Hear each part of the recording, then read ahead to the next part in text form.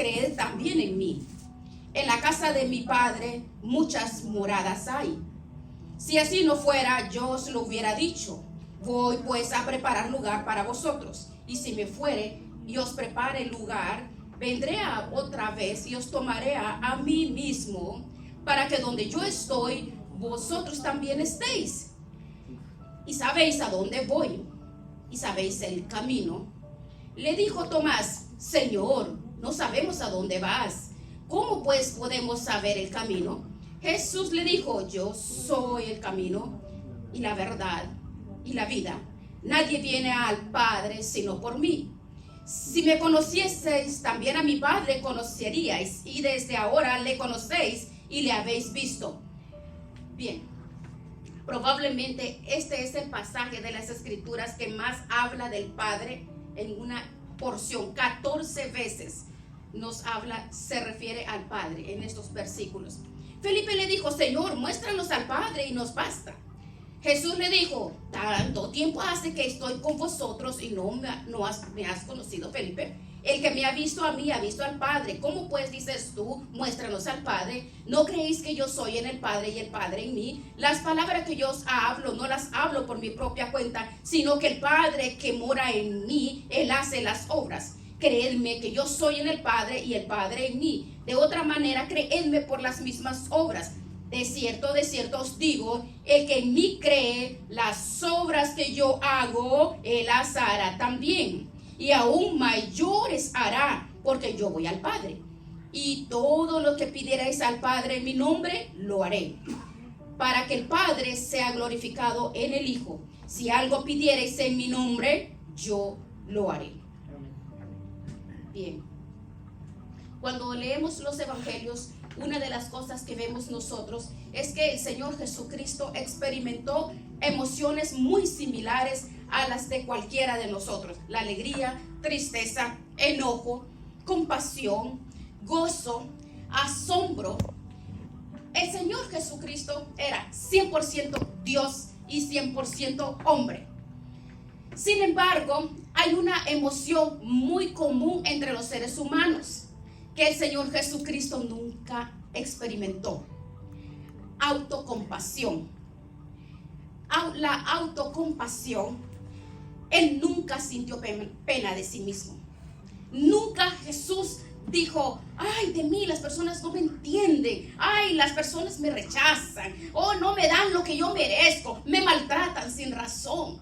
A pesar de que todo el tiempo estoy haciéndoles bien, Jesús nunca dijo eso. De hecho, en cierta ocasión, en una de los evangelios, Pedro quiso arrastrar a Jesús al terreno de la autocompasión y fue severamente y duramente reprendido. ¿Recuerdan? Cuando estaban en Cesarea de Filipos y el Señor le anuncia a los discípulos que era necesario ir a Jerusalén y padecer mucho de los ancianos, de los principales, de los sacerdotes y de los escribas y ser muerto. Entonces dice que Pedro lo tomó aparte y le dice: Señor, oh, ten compasión de ti, ten compasión. En ninguna manera te acontezca eso. Pero él, volviéndose a Pedro, le dijo: quítate delante de mí, Satanás. Casi nada. Me eres tropiezo porque no pones la mira en las cosas de Dios, sino en la de los hombres. El Señor sabía que detrás de esa aparente empatía de Pedro había una tentación diabólica tratando de tentarle. Una tentación de quererlo convencer de que el plan de Dios era cruel, de que el plan de Dios era demasiado duro. Pero Jesús confiaba plenamente en su Padre Celestial. Amén. Es por eso que aún en el huerto de Getsemaní, a pesar de la angustia de su corazón ante la perspectiva de la cruz, ¿cuál fue su petición final? Oh, Padre, que se haga tu voluntad y no la mía, que se haga tu voluntad. Bien, la gloria del Padre y la salvación de los suyos estaban por encima de todo su sentido de querer compadecerse. Todos nosotros tenemos un sentido de autopreservación y Jesús también lo tenía. Pero su amor por la gloria del Padre, su deseo de salvar a los suyos estaban por encima de ese sentido de autocompasión. Y Y eso es precisamente lo que nosotros encontramos en este pasaje que vamos a estudiar. El Señor aquí acaba de anunciar que hay un traidor entre ellos. Él acaba de anunciarlo, y que esa misma noche el apóstol Pedro lo iba a negar 3 veces, que lo conocía. Jesús sabía que dentro de unas pocas horas él sería arrestado, juzgado y condenado a morir en la cruz. Él sabía que no había otra opción, otro camino. ¿Para qué? Para recibir sobre sí todo el aborrecimiento de una humanidad caída, todo el peso de la ira de Dios por todos nuestros pecados. Mis amados hermanos, si había alguien en el aposento alto de quien pudiéramos pensar que tenía razón de autocompadecerse, es Jesús. Pero no lo hizo. Él estaba preocupado por consolar el corazón atribulado de sus discípulos. Esa era la preocupación. Veamos en el versículo 1, le dice: no se turbe vuestro corazón. No se turbe, no te confundas. Es interesante notar que la palabra que se traduce como turbación es la misma que aparece en el capítulo 13, 21, cuando dice que Jesús se conmovió en el espíritu. Es la misma palabra cuando anunció que uno de ellos lo iba a entregar. De manera que aquí hay una agitación del alma que es legítima, no es pecaminosa, porque Jesús la experimentó, pero hay otra que no lo es. Jesús estaba conmovido por el destino de Judas. Él estaba conmovido por la dureza de su corazón, y los discípulos, en cambio, estaban turbados por su incredulidad. Hay un dolor y una conmoción intensa que fluyen del amor de Jesús por nosotros, y otra que fluye por la falta de fe, la de los discípulos. No se turbe vuestro corazón, creed en Dios, creed también en mí, les afirmaba. Los discípulos estaban angustiados esa noche, porque su mundo parecía estarse desmoronándose en 1000 pedazos. Las cosas no estaban saliendo como ellos esperaban, pero Jesús les dice: confíen en mí, no se confundan, no se turben, así como ustedes confían en Dios. Bien, solo Dios puede demandar de los judíos una fe como la que Jesús estaba demandando de los discípulos. Es evidente que Jesús se está equiparando con el Padre. Ustedes confíen en Dios, confíen también en mí. Y luego le dice: el Padre y yo somos una misma cosa. Confiar en Dios y confiar en mí es exactamente lo mismo. Pero más aún, Cristo le dice: la clave para luchar eficazmente contra la turbación del alma es confiar en mí. No se turbe vuestro corazón, confíen en mí. En vez de continuar sumidos en la turbación, sumidos en la angustia, confíen en mí. Y les hablaba, y les decía, y los consolaba. Hermanos, no importa tan difíciles sean las cosas, si son difíciles en nuestras vidas, no importa. El Señor aquí nos muestra varias razones por las cuales debemos de estar confiados en Él, a pesar de cualquier circunstancia. No sé qué circunstancia la que usted está cargando, no sé lo que turba su corazón, porque hay cosas que turban, hay cosas en las cuales cada uno de nosotros luchamos por angustia, por desespero. Pero Jesús tiene palabra abundante para cada uno de nosotros. Y lo primero que Cristo nos enseña aquí en este pasaje, para calmar la ansiedad del corazón, para aquietar el corazón turbado, es que en la casa del Padre hay un lugar reservado para cada uno de sus hijos. En el versículo 2 dice: en la casa de mi Padre hay muchas moradas. Si así no fuera, yo os lo hubiera dicho. Voy pues a preparar lugar para vosotros. Note que Jesús le dice no simplemente que en el cielo hay muchas moradas. No, Él no dice así. Dice: en la casa de mi Padre. En la casa paterna de Jesús hay lugar suficiente para cada uno de los suyos. Bien, cuando, por ejemplo, en muchos no en todos los hogares, pero hay hogares exclusivos y hijos que son exclusivos, que cargan no solamente las llaves de sus casas, pero cargan otra llave. Esa esa llave es la llave de la casa de sus padres paternos. ¿A cuánto les pasa así?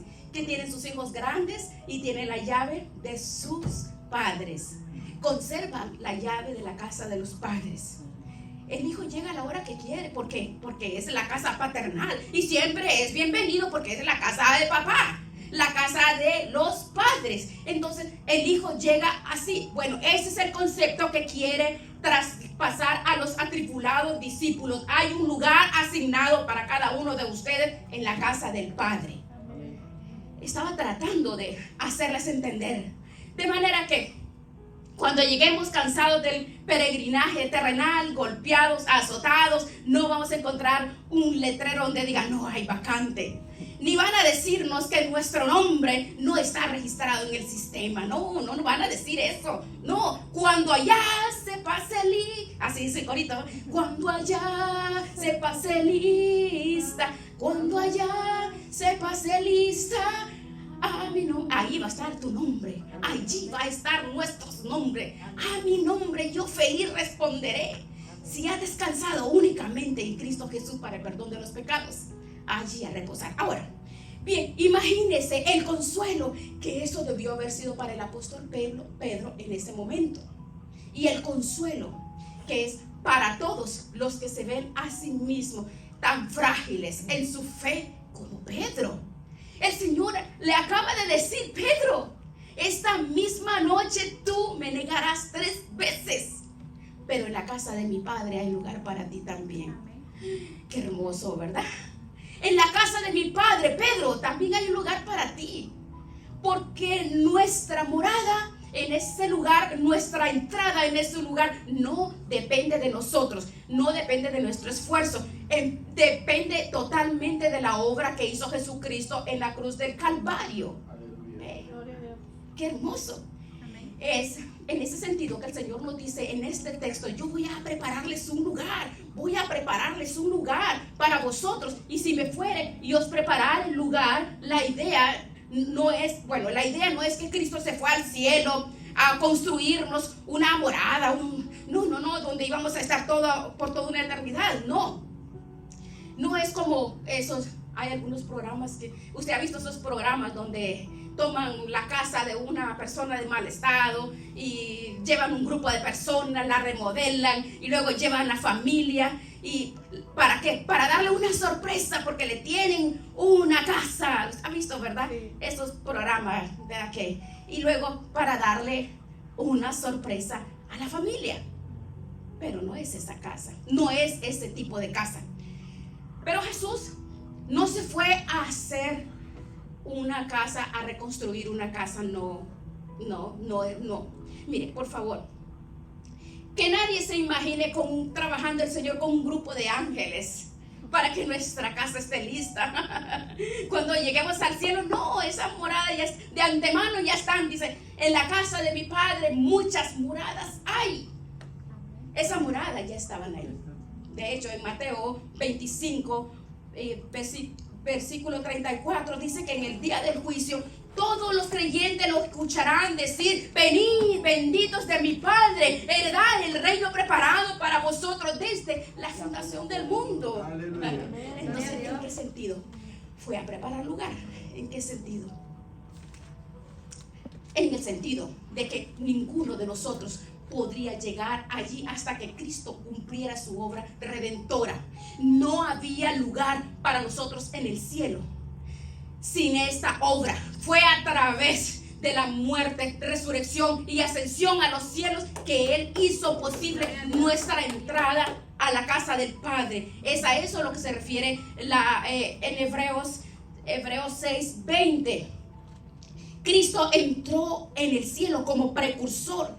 Él fue delante de nosotros y presentó allá su sacrificio perfecto a nuestro favor, de manera que cuando nosotros lleguemos al cielo, como ya Jesús ya dio su vida, Él por sí mismo tomó la decisión de dar su vida para que nosotros llegáramos a nuestra casa celestial. Él fue a preparar lugar. Lo hizo cuando se despojó de su gloria y se hizo hombre. Entonces es una ironía que tenemos en este pasaje. Los discípulos están tristes, abatidos, angustiados porque el Señor se va. Pero Cristo les hace ver que esa separación era necesaria. Él tenía que morir, Él tenía que dar su vida, tenía que resucitar, tenía que ascender a los cielos, porque era la única manera de preparar lugar para cada uno de nosotros. Amén. Pero el Señor nos enseña también en este pasaje que cuando estemos en la casa de su Padre, veamos, la más grande bendición que nosotros disfrutaremos es de una íntima, una ininterrumpida comunión con Él. Veamos el versículo 3. Y si me fuere y os preparar el lugar, vendré otra vez y os tomaré a mí mismo, para que donde yo estoy, vosotros también estéis. Noten, hermanos, que el Señor no dice aquí que Él vendrá otra vez para llevarnos al cielo. Él dice, más bien, vendré otra vez y os tomaré a mí mismo, como dice otra versión. ¿Para qué? Para llevarlos conmigo, ¿verdad? Para llevármelos conmigo, para que donde yo estoy, vosotros también estéis. Mis amados hermanos, lo maravilloso de estar en la casa del Padre no es ver las calles de oro, no ver las puertas de perla. Es un lenguaje simbólico de la gloria de ese lugar. Pero la más grande bendición de la cual nosotros disfrutaremos de la casa del Padre es el hecho que tendremos comunión con Cristo perpetuamente. Aleluya. Perpetuamente. Aleluya. Qué hermoso. Qué triste, hermanos, cuando nosotros estamos orando y de repente nos damos cuenta que nuestra mente está desenfocada, o cuando estamos en la iglesia y no disfrutamos la intimidad y la comunión en alabanza, adoración, oración. Hermanos, uno tiene que como conectarse con el Señor. ¿Por qué? Porque es una práctica de lo que vamos a hacer. La comunión con Cristo será perpetua y será perfecta. Mis hermanos, ¿qué era lo que había llenado de tristeza el corazón de los discípulos? ¿Por qué estaban confundidos? ¿Por qué estaban confundidos? ¿Por qué? Porque después de haber estado por más de 3 años con la persona más maravillosa, con la persona más extraordinaria que alguna vez ellos habían conocido, ahora había llegado el tiempo que tenían que separarse. Lo único que podía consolarle el corazón a los discípulos esa noche, lo único que les podía consolar era saber que esa separación sería por poco tiempo.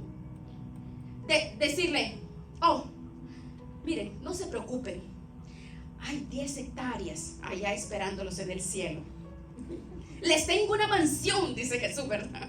Bueno, hay una traducción que dice que la traducción de morada y mansión, que la casa del Padre dice que tiene que ser maravilloso, pero aquí no está hablando de una mansión. Esa no es la idea, porque eso no iba a consolar el corazón triste de los discípulos. Pero por ejemplo, dígale a un niño que se le acaba de morir su mamá, oh, no te preocupes, mañana te compro un juguete, un carro. No, el niño quiere a su mamá. Los discípulos querían a Jesús. Lo único que podía consolar el corazón de ellos era saber que el Señor se iba para prepararles a su lado un lugar al lado de Cristo, donde estarían junto a Él por los siglos de los siglos de los siglos.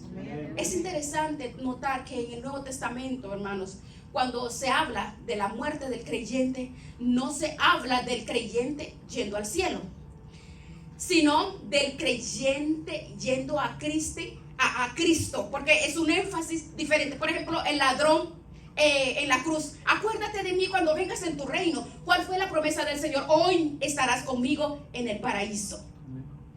Hoy estarás conmigo en el paraíso. Sí, estarás en mi reino, pero lo más extraordinario es estarás conmigo.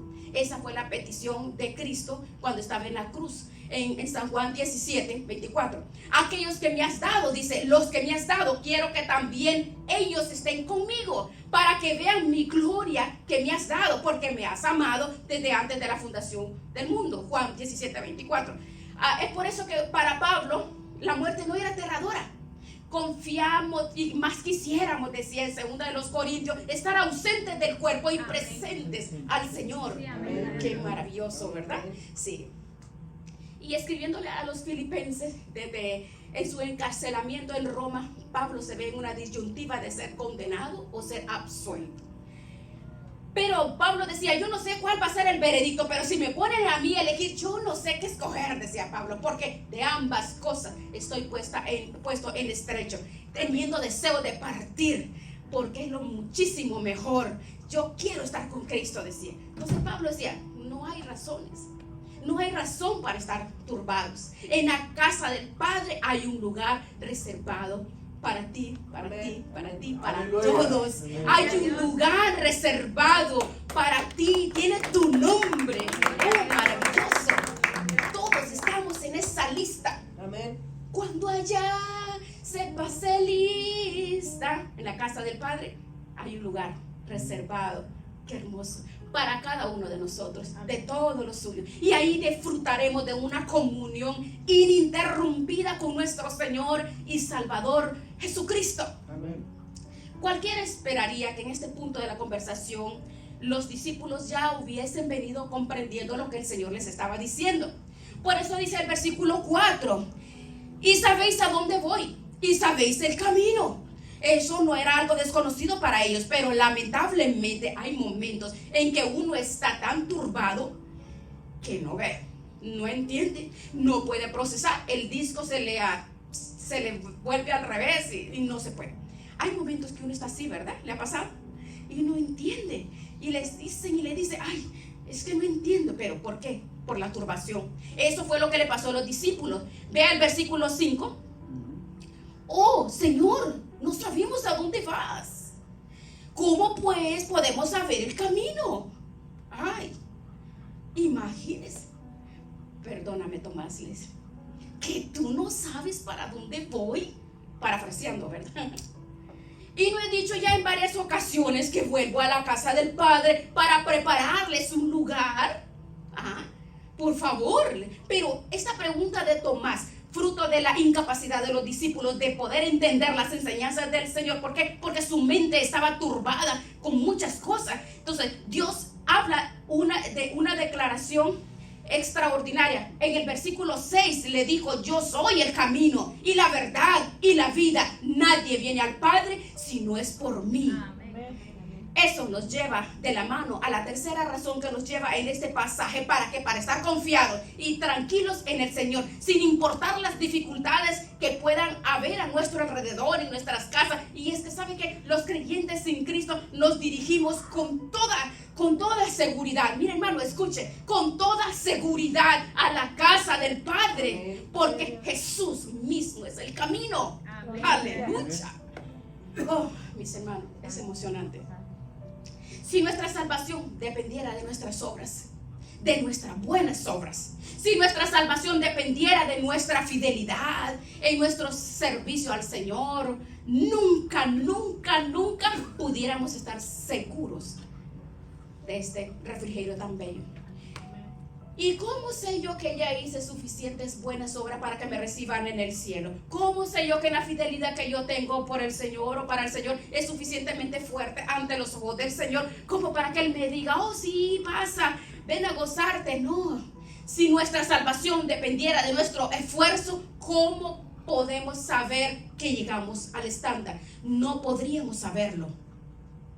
Pero todo aquel que ha confiado únicamente en Cristo para el perdón de los pecados puede estar absolutamente seguro de que terminará en la casa del Padre. Seguro, porque Jesús es el camino. Él es el camino. Él es el camino que nos lleva. Él es el único. No hay otro camino. Nadie viene al Padre si no es por mí, dice. Nadie. No es por Buda, no es por Mahoma, no es por ningún ídolo, no es por mi decencia ni por buenas obras, no por la religión. Nadie viene al Padre si no es por mí. Aleluya. Oh no, es que no existe la menor posibilidad de que alguien llegue a la presencia de Dios por otra vía. No, eso suena ofensivo expresarlo, pero es la verdad, porque en este mundo hoy todo es válido, todo, amor, vive como quieras. No, Juan 8:12 dice, yo soy la luz del mundo, el que me sigue no andará en tinieblas, sino que tendrá la luz de la vida, que es Cristo Jesús. ¿Sabe qué dice Jesús aquí? Yo soy la única luz que este mundo tiene, la única. El que no anda conmigo está en tinieblas. Juan capítulo 10, yo soy la puerta de las ovejas. Todos los que antes por de mí vinieron, ladrones son y salteadores. Yo soy la puerta. El que por mí entrare será salvo. Es a través de mí, dice Jesús, y de nadie más. Amén, gloria a Dios. Oh, no hay otra vía de acceso.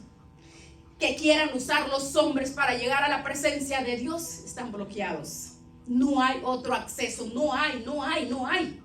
Todas las demás religiones, todas las buenas obras, toda la decencia, el que no seas tan malo y tan corrupto como otras personas, todas esas vías están bloqueadas. Hay un solo camino para llegar al Padre, y no es una doctrina, no es una filosofía, es Jesús. Amén. Nuestro Señor, Amén. nuestro Dios, nuestro Redentor, el Dios que dio su vida en una cruz, pagó allí la deuda de todos los que le confesamos, le servimos. Él dejó su gloria. No hay salvación fuera de Él, solo en Él. Mi hermano, Jesús no vino al mundo Aleluya. para señalarnos por dónde se iba el Padre. A veces uno está perdido y pregunta, ay, ¿por dónde me voy para allá? Dime la dirección. Oh, sí, váyase por aquí. No, Jesús no vino al mundo para darnos una indicación cómo llegar al Padre. No. Tampoco vino simplemente como un maestro para enseñarnos la verdad. Hay personas que dicen, oh, Jesús fue un gran hombre, fue un hombre adelantado, un gran maestro. Así hay muchas personas que lo catalogan de esa forma. O lo catalogan, sí, él fue un maestro. Pero tampoco vino a mostrarnos a nosotros qué debíamos hacer para alcanzar la vida eterna. ¿Recuerda la pregunta del hombre rico? Oh, maestro bueno, ¿qué haré para heredar la vida eterna? Jesús no vino a eso. No, Él es el camino. Él es la verdad encarnada. Y Él es la vida. ¿Verdad? Él compró vida por medio de su muerte. Y Él es la esencia de esa nueva vida. Él es el camino, Él es la verdad, Él es la vida. Fuera de Jesús no hay vía de acceso al Padre, no hay verdad, no hay vida, no hay nada. Qué hermoso, ¿verdad? Nuestro gran Rey y Salvador, nuestro Salvador. Ahora, es posible que en este punto del mensaje alguien esté pensando, todo lo que has dicho hasta ahora es muy consolador, interesante, pero son cosas que se encuentran en el futuro, podría pensar alguna persona. Pero cuando, por ejemplo, ay, que la casa del Padre, pero yo estoy luchando con una serie de problemas, estoy enfermo, problemas económicos, estoy luchando con mis hijos, estoy luchando con mi matrimonio. ¿Cómo puedo luchar con la angustia, con todas las aflicciones, necesidades, tribulaciones? ¿Cómo puedo yo hacer? Díganme. Bueno, es aquí donde entra en juego la enseñanza que encontramos en este pasaje. Y es que por causa de Jesús, ya, no cuando lleguemos allá con el Señor, ya disfrutamos de todos los beneficios de la paternidad de Dios. Amén. Ya, ahora mismo. Amén. En versículo 7, vea. Si me conocieseis también a mi Padre conocieseis, desde ahora le conocéis porque lo has visto. Y Felipe le dijo, muéstranos al Padre. Oh, pero tanto tiempo he estado con vosotros y no me has conocido, Felipe. El que me ha visto a mí, ha visto al Padre. ¿Cómo pues dices tú, muéstranos al Padre? Oh, ¿no crees que yo soy en el Padre y el Padre en mí? Las palabras que yo os hablo, no las hablo por mi propia cuenta, sino que el Padre que mora en mí, Él hace las obras. Creedme que yo soy en el Padre y el Padre en mí. De otra manera, créedme por las mismas obras.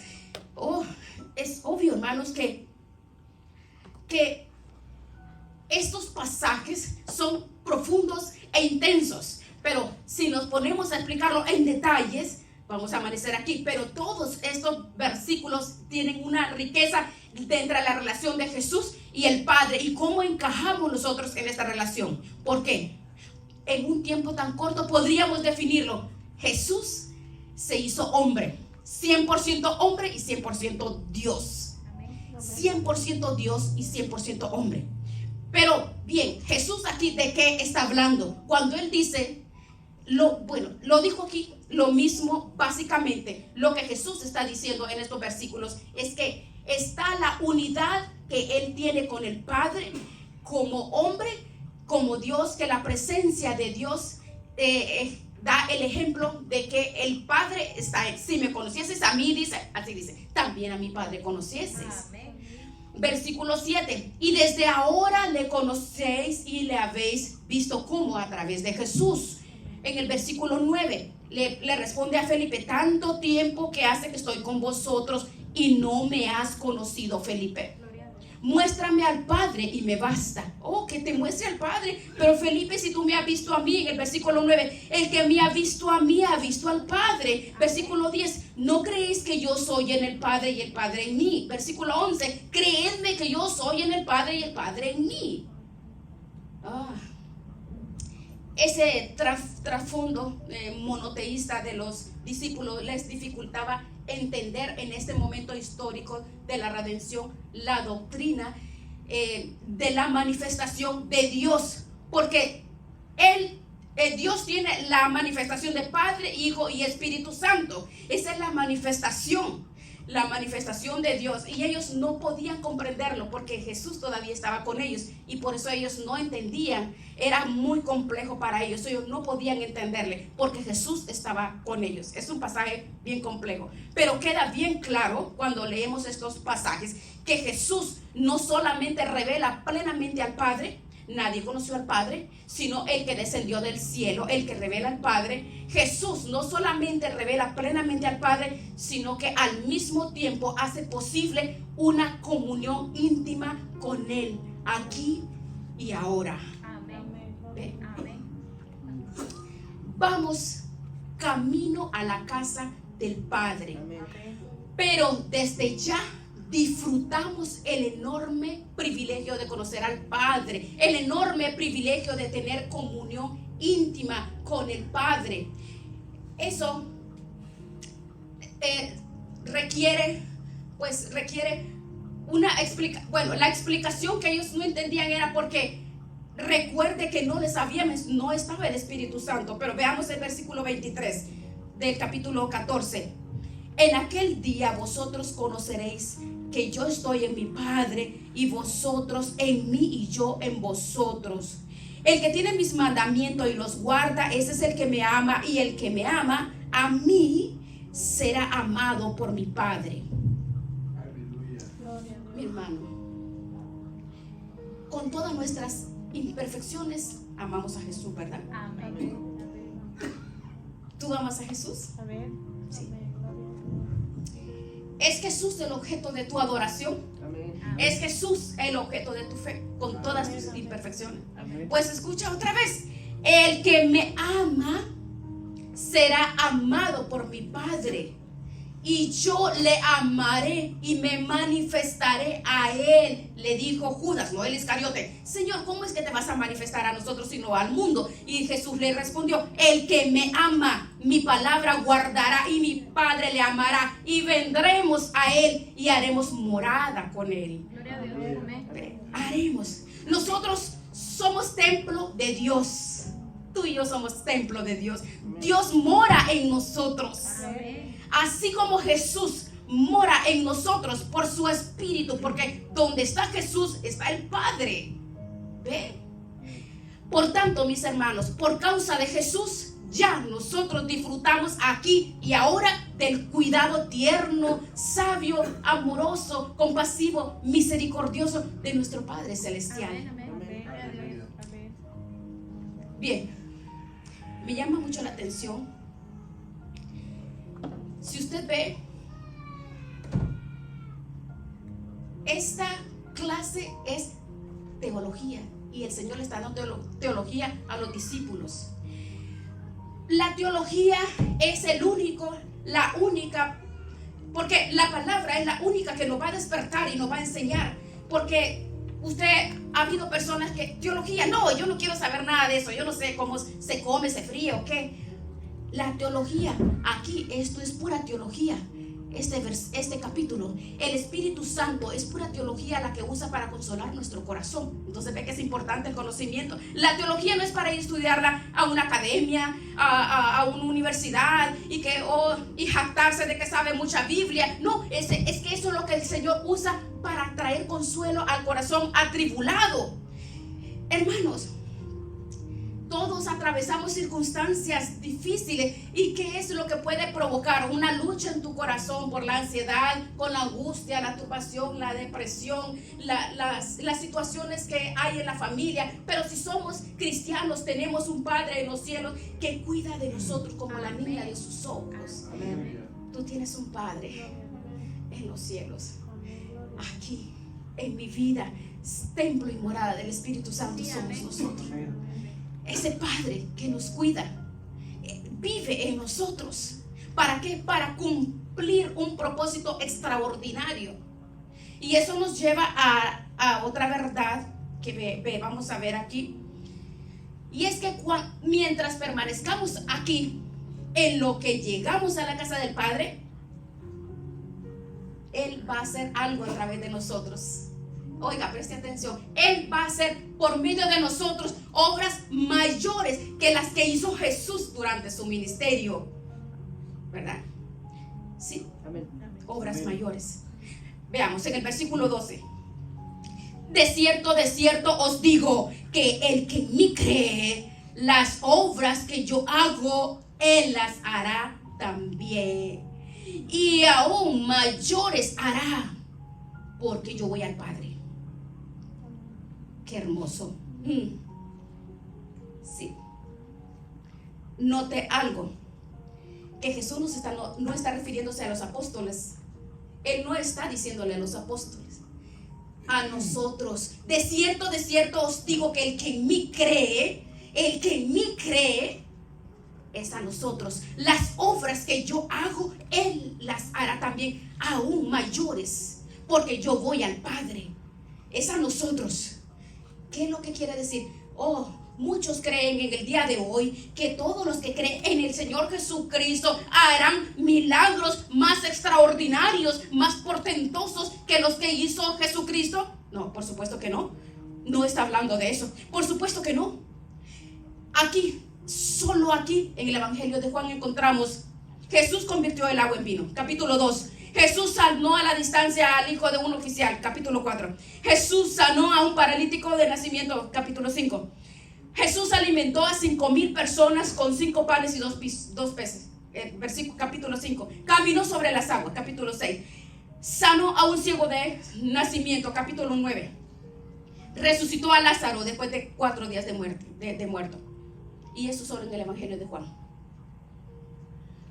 Es evidente que nadie va a hacer milagros más portentosos que lo que hizo Jesús. Entonces, ¿qué significa eso? Bien, para poder entender, ahorita lo vamos a entender, pero allí hay mucha herejía. Usted ha escuchado por muchos lados, por eso es necesario el conocimiento, para que no nos engañe, porque si no nos encontraremos en la lista de Mateo 7:21 y muchos me dirán, Señor, Señor, y en aquel día el Señor le va a decir: apartaos de mí, hacedores de maldad. Porque muchos dicen: oh no, pero la palabra del Señor dice que muchas grandes cosas harán y hasta puede resucitar muertos. Dios mío, qué herejía tan terrible. No habla de eso el Señor. Usted vea la respuesta que le da. Volvamos atrás en el versículo 10. ¿No crees que yo soy en el Padre y el Padre en mí? Y ahora preste atención. Las palabras que yo os hablo, no las hablo por mi propia cuenta, sino que el Padre que mora en mí, Él las hace esas obras. Él hace las obras. El Padre. ¿Ok? Aleluya. Este texto es extraño, ¿verdad? Léalo otra vez. uno esperaría por la lógica del razonamiento que el Señor dijera algo como: las palabras que yo os hablo, no las hablo por mi propia cuenta, sino que el Padre que mora en mí, Él me dice lo que yo debo hablar. Porque está hablando de palabras. Pero eso no es lo que dice el texto, ¿verdad? Lo que el Señor le dice a Felipe es que Dios el Padre está haciendo su obra en el mundo por medio de las palabras de Cristo. Las palabras que yo os hablo, no las hablo por mi propia cuenta, sino que el Padre que mora en mí, Él hace las obras a través de esas mismas palabras. ¿Sí? Siempre que Jesús hablaba en la tierra, cuando Jesús habla, el Padre actúa, estando con ellos. Pero ahora que Jesús se va, ¿qué va a suceder con el plan de redención? ¿Dejará Dios de obrar en el mundo? Por supuesto que no. Ahora que Jesús regresa a su trono, los discípulos harán cosas mayores que las suyas. ¿Sabe por qué? Porque ahora la presencia de Jesús no se limita a un solo lugar. Ahora Jesús, por su Espíritu, mora en cada uno de nosotros, de todos nosotros, alrededor de todo el mundo, en todo el mundo. Y a través del poder del Espíritu Santo pueden proclamar la obra de redención a través de la predicación para la salvación de los pecadores. ¿Ve? Es por eso que el Señor le dice a los discípulos en el capítulo 14, versículo 1: en la casa de mi Padre hay muchas moradas. Señor, pero aquí nomás sabemos 11. 11 discípulos en el aposento estaban 11. Ay, ¿para qué van a hacer todas esas moradas? Oh, porque el Señor sabía que su obra se iba a expandir por todo el mundo. Iban a haber millones de todo pueblo, tribu, nación, que se iban a convertir a través de la predicación de la palabra por esos discípulos en los cuales ahora mora Jesús. Aleluya. En cada uno de nosotros. Ve, aleluya. Por extraño que parezca, durante el ministerio terrenal de Jesús, observe, la obra de redención estaba incompleta. ¿Por qué? Porque Él no había muerto todavía. Él no había resucitado todavía. Él no había ascendido a los cielos todavía. No había ascendido. De manera que nosotros que vivimos del otro lado de la cruz tenemos una mayor oportunidad que el mismo Jesús. Hombre, ¿para qué? Para alcanzar a los perdidos. ¿Con qué? Con el Evangelio. A proclamarles lo que Jesús hizo, para proclamarles esa palabra. Nosotros estamos en una mejor posición. ¿Ve? De esto les hablaba. Compare esta declaración del Señor en Juan 14 con lo que Él mismo dice con Juan 5. El Padre ama al Hijo y le muestra todas las cosas que Él hace, y mayores obras que ésta le mostrará, de modo que vosotros os maravilléis. Porque como el Padre levanta a los muertos y les da vida, así también el Hijo a los que quiere da vida. ¿Cómo? De cierto os digo, el que oye mi palabra y cree al que me envió, tiene vida eterna y no vendrá a condenación, mas ha pasado de muerte a vida. De cierto os digo, viene la hora, y ahora ya es, cuando los muertos oirán la voz del Hijo de Dios. ¿Sabe? ¿A través de quién? A través de ti, a través de ti, a través de todos nosotros. Los muertos oirán la voz del Hijo de Dios cuando se les predique el Evangelio, cuando le prediques, cuando le anuncies el Evangelio, lo que Cristo hizo por nuestra redención en la cruz del Calvario, y los que oyeren vivirán. Aleluya. Gloria a Dios. Aleluya.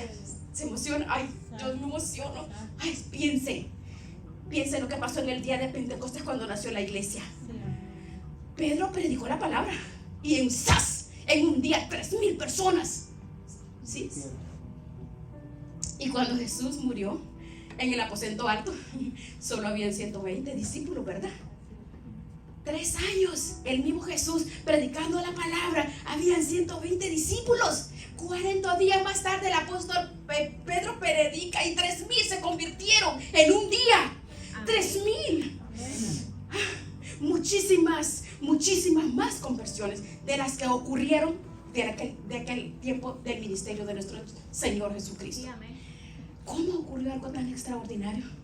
por medio de la predicación de la palabra. Hermanos, Dios no ha prometido otro medio.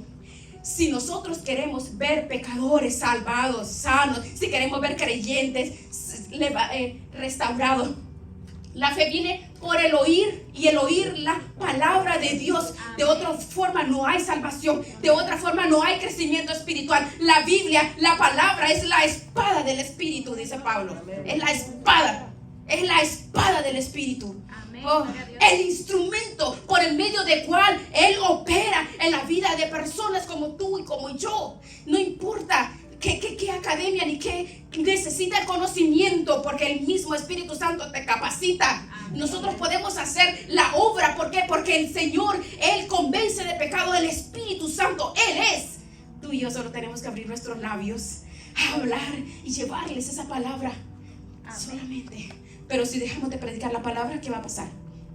Y sustituimos la predicación de la palabra por esas cosas que son como doctrinas de la prosperidad y puras torpezas que lo único que hacen es embotarle la mente, el cerebro a las personas, y les cae un espíritu de estupor que los mantiene con los ojos cerrados y los oídos cerrados. Los tienen entretenidos. Solo la palabra de Dios puede convertir a una persona en santo. Solo la palabra de Dios le da vida a los muertos. Oh, me encanta Ezequiel 37, cuando Dios lleva al profeta al campo lleno de huesos secos en gran manera. En Ezequiel 37, y el Señor le dice: dime una cosa, Ezequiel, ¿vivirán estos huesos? ¿Vivirán? Ay, Señor, tú lo sabes todo. Tú lo sabes. ¿Y quién sabe? Tú lo sabes. Dice Ezequiel: profetiza sobre esos huesos. Y dice Ezequiel: predícales. Oh, no, Ezequiel, no, la profecía no es: oh, yo te doy una palabra, como hoy en día tienen a las personas todas embotadas. Oh, te doy una palabra. No, profetizar es predicar. Y empezaron, dice, cuando él le habló a esos huesos secos, empezó a subir tendones a través de los huesos. ¿Y cómo ocurrió esto? A través del poder de la palabra de Dios. Mire qué hermoso. Amén. Es hermoso. No, hermanos, nunca sustituyamos la predicación de la palabra por ninguna otra cosa, porque a Dios le agradó salvar a los creyentes por la locura de la predicación de su palabra. Amén. Nunca, no nos dejemos engañar. No. Personas que encuentra usted, personas que necesitan la palabra, llévele la verdad. Mi pueblo pereció por falta de conocimiento, dice, porque hay muchos cristianos, hay mucho cristianismo, muchas iglesias, pero ¿qué es lo que sucede? Hay mucha gente directito al infierno, porque Mateo 7:21 dice: ay, no, es que en tu nombre, Señor, en tu nombre echa fuera demonios. No. Predique la palabra a través de vuestra propia vida. Persuadan a los hombres a venir a Cristo en arrepentimiento, en fe y en santidad. Pero no lo hagamos en nuestras propias fuerzas, porque las propias fuerzas del hombre solamente va a aparecer con recursos de hombres con dogmas, ideologías ridículas que solo están confundiendo a las personas y atándolas más de como llegan, y los están maldiciendo más la vida de que cuando llegaron. Procuremos que la gloria de Dios sea manifiesta en los corazones de esas personas que necesitan vida. Así es, amén. ¿Por qué? La palabra, Hebreos 4:12, que es más cortante que una espada de doble filo, que penetra hasta partir el alma, los huesos, los tuétanos, las coyunturas, que discierna los pensamientos, las intenciones del corazón. Solo la palabra. Por eso es tan importante, hermanos, la oración, la palabra, congregarnos, recibir la administración. Es importante, hermanos. Nosotros, oh Señor, te rogamos que estos muertecitos que están aquí, Señor, danos la vida, llénanos de vida. En conclusión, si hay una persona en el mundo que no debe de sentir lástima por sí mismo, es el cristiano. Amén. Jesucristo nunca sintió lástima por él. Amén. Si hay alguien que puede luchar eficazmente sobre la turbación, la lucha, los fracasos, las debilidades, los ataques, ninguna arma forjada contra ti prosperará. Amén. No puede ser. Tú y yo tenemos que ver a Cristo, que es el camino, la verdad y la vida. Él nunca se compadeció, Él nunca dijo, ay, pobrecito yo. No. A la luz de la palabra tenemos que levantar nuestras manos caídas, las rodillas paralizadas y seguir corriendo su camino, su carrera hacia la casa del Padre. Puesto los ojos en Jesús, autor y consumador de nuestra fe. Nosotros vamos a darle gracias al Señor en estos momentos. Vamos a decir gracias, Padre maravilloso, Señor. Gloria a tu Padre. Gloria al Señor.